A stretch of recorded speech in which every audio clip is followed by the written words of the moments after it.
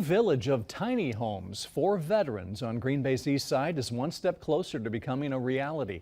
At a committee meeting last night, the Green Bay Plan Commission gave unanimous zoning approval to the tiny village.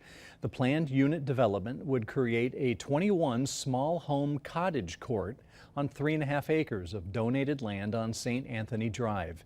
8 of the tiny homes will be for homeless veterans. The other 17 will be for affordable units for veterans in need to rent. The tiny village plan will receive a first reading in front of the full Green Bay City Council at the end of the month.